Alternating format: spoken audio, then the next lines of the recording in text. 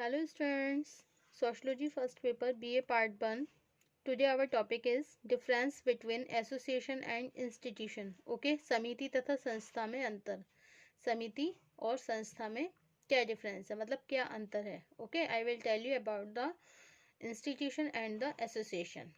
Okay, so let's the video start on this topic. समिति. समिति व्यक्तियों का एक संगठित समूह है, जैसे एक परिवार. समिति क्या होती है? देखिए, यह सच है कि विभिन्न समितियों का अस्तित्व संस्थाओं के कारण ही संभव हो पाता है. ओके, समितियों का अस्तित्व संस्थाओं के कारण ही संभव हो पाता है. लेकिन अवधारणा के रूप में समिति और संस्था की प्रकृति में अनेक भिन्नताएं हैं. लेकिन अवधारणा के रूप में क्या होता है? समिति और संस्था की प्रकृति में क्या है? अनेक भिन्नताएं हमें देखने के लिए मिलती है. ओके, जैसे institution are the established forms और condition of procedure characteristics of group activities. Okay, institution are the established forms और condition of procedure characteristics of group activities by MacIver and Page. सामूहिक क्रिया की विशेषताओं को बताने वाली कार्य प्रणाली के स्थापित रूप अथवा कार्य विधि को हम क्या कहते हैं? संस्था कहते हैं. ओके, और समिति क्या होती है? समिति का आपको बताया था क्या होती है समिति? An association is a group organised for the pursuit of an interest of group interest in common by MacIver and Page. समिति व्यक्तियों का वह समूह है जो किसी विशेष उद्देश्य अथवा उद्देश्य को प्राप्त करने के लिए संगठित होते हैं. ओके, सो समिति क्या है? व्यक्तियों का संगठन है. ओके, समिति क्या है? व्यक्ति का एक संगठित समूह है. जैसे क्या होता है? एक परिवार. क्या होता है? जैसे एक परिवार. और संस्था क्या है? संस्था क्या होती है? अनेक नियम तथा कार्य प्रणालियों की व्यवस्था, जैसे विवाह.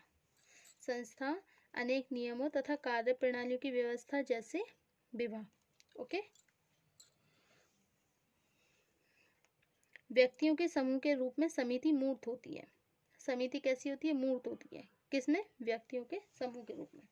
जबकि संस्था क्या है? अमूर्त होती है, क्योंकि इससे संबंधित नियमों तथा कार्य प्रणालियों को देखा नहीं जा सकता. संस्था क्या है? अमूर्त है, और इससे संबंधित जो नियम होते हैं तथा कार्य प्रणाली होते हैं उनको देखा नहीं जा सकता. ओके, अब है समिति की स्थापना योजनाबद्ध रूप से की जाती है, और संस्था का विकास बहुत धीरे धीरे एक लंबी अवधि में होता है. समिति की स्थापना कैसे होती है?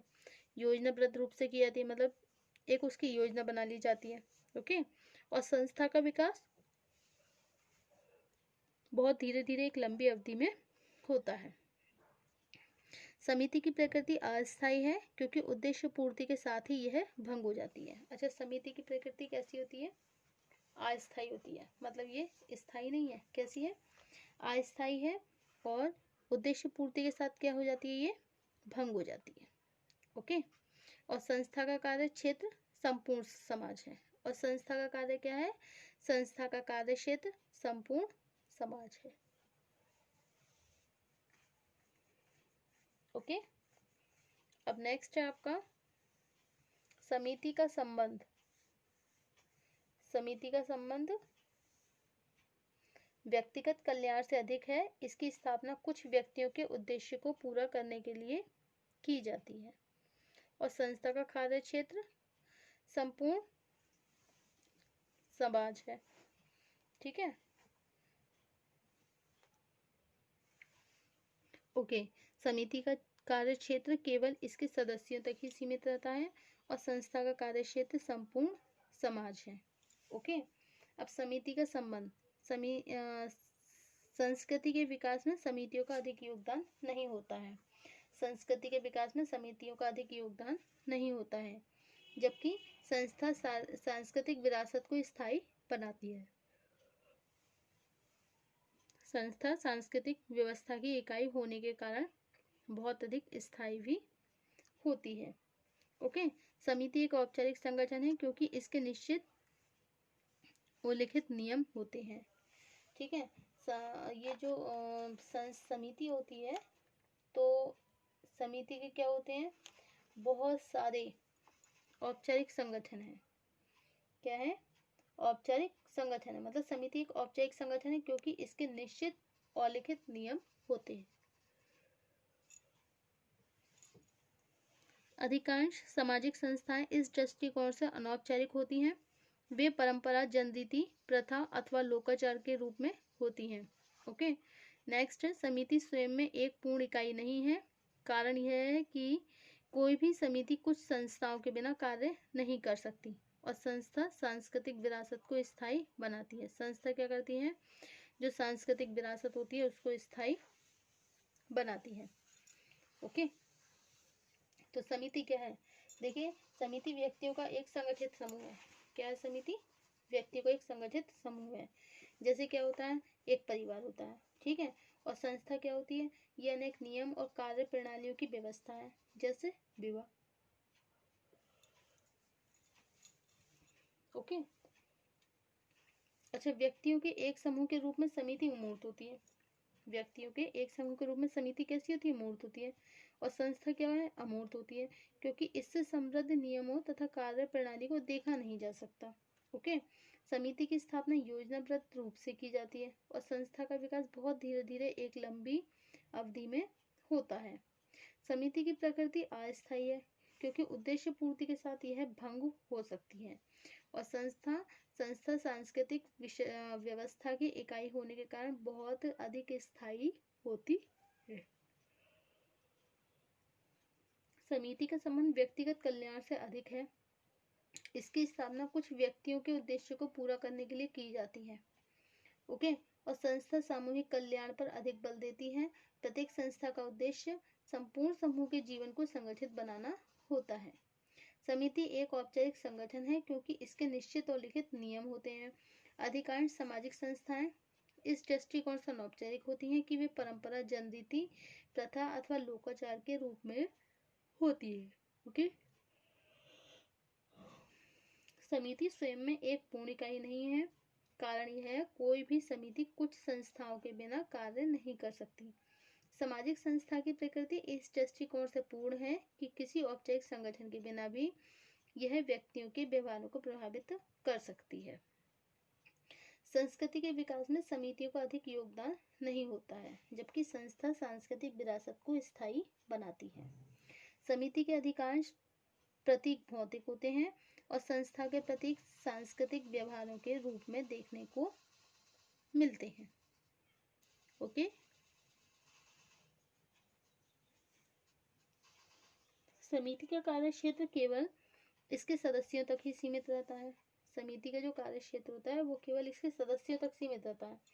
और संस्था का जो कार्य क्षेत्र होता है वो क्या है, वो संपूर्ण समाज है। तो समिति का कार्य क्षेत्र क्या है, केवल इसके सदस्यों तक ही सीमित रहता है। किसका, समिति का, ठीक है। और जबकि संस्था का कार्य क्षेत्र क्या है, कार्य क्षेत्र संपूर्ण समाज है। किसका, संस्था का। तो समिति और संस्था क्या है, ये समिति क्या है, योजनाबद्ध रूप से की जाती है। संस्था का विकास कैसे कैसे होता है, धीरे धीरे एक लंबी अवधि में होता चला जाता है, जो कि एक उद्देश्य, समिति जो कि एक उद्देश्य पूर्ति के साथ यह भंग हो जाती है। और संस्था जो है वो इकाई होने के कारण बहुत ही अधिक स्थायी होती है। ओके, अब समिति तथा संस्था के उपयुक्त अंतर में यह नहीं समझ लेना चाहिए, समिति और संस्था में के जो अनुपयुक्त अंतर से यह नहीं समझ लेना चाहिए कि दोनों एक दूसरे के विरोधी हैं। सच तो यह है, जहाँ एक और विभिन्न समितियां अनेक संस्थाओं के माध्यम से ही अपने उद्देश्य को पूरा करती हैं, वहीं प्रत्येक संस्था का प्रभाव विभिन्न समितियों की सहायता से स्थापित हो पाता है। उदाहरण के लिए, यदि समाज में परिवार का अस्तित्व ना तो विवाह और परिवार की परंपरा जैसी संस्थाओं का प्रभाव नहीं बना रह सकता। इसी प्रकार यदि विवाह का अस्तित्व ना हो, यदि विवाह का अस्तित्व ना हो तो परिवार कभी व्यवस्थित नहीं रह सकते। ओके। इसी तरह समिति के रूप में, महाविद्यालय और संस्था के रूप में परीक्षा प्रणाली इतने परस्पर संबंधित तथ्य हैं कि एक की अनुपस्थिति में दूसरे का अस्तित्व संदेहपूर्ण हो जाता है। ओके। अच्छा, हम समिति के सदस्य होते हैं, संस्था के नहीं। समिति तथा संस्था की प्रकृति को स्पष्ट करते हुए मैकाइवर पेज ने लिखा है, हम समिति के सदस्य होते हैं, संस्था के नहीं। We belong to association not to institution. इस कथन से स्पष्ट होता है कि समिति व्यक्तियों के संगठित समूह का बोध कराती है, जबकि इसका निर्माण किसी नियम अथवा कार्य प्रणाली का, समिति एक मूर्त इकाई है क्योंकि इसका निर्माण व्यक्ति के द्वारा होता है। दूसरी संस्था क्या है? अमूर्त इकाई, जिसका कार्य कुछ विशेष नियमों के द्वारा व्यक्तियों के व्यवहारों को व्यवस्थित बनाए रखना होता है। इससे स्पष्ट है, मैकाइवर पेज कहते हैं, यदि हम किसी तथ्य को संगठित समूह के रूप में देखते हैं तब इसे समिति कहा जाएगा, लेकिन किसी तथ्य पर एक कार्य प्रणाली के रूप में विचार किया जाए, मतलब किसी भी तथ्य पर अगर एक कार्य प्रणाली के रूप में विचार किया जाए तब वह संस्था होगी। इस प्रकार समिति संस्था का बोध कराती है, इस प्रकार समिति सदस्यता का बोध कराती है, जबकि संस्था कार्य के किसी विशेष ढंग अथवा साधन को स्पष्ट करती है। इस कथन से स्पष्ट होता है कि एक व्यक्ति के रूप में हम किसी समिति के ही सदस्य हो सकते हैं, कार्य के तरीकों को स्पष्ट करने वाली किसी संस्था के नहीं। वास्तव में संस्था कुछ नियमों अथवा कार्य विधियों को स्पष्ट करने वाली व्यवस्था मात्र है, जो व्यक्तियों के कार्य को सरलतापूर्वक बनाने के लिए धीरे धीरे विकसित होती है, क्योंकि व्यक्ति नियम और कार्य विधियों की इस अमूर्त व्यवस्था का सदस्य नहीं बन सकता। ओके। कोई भी व्यक्ति किसी कार्य प्रणाली का सदस्य नहीं बन सकता, बल्कि संगठन का ही सदस्य बन सकता है। इस प्रकार मैकाइवर पेज ने कथन से स्पष्ट किया है कि हम समिति के सदस्य होते हैं, संस्था के नहीं। Thank you for watching this YouTube channel.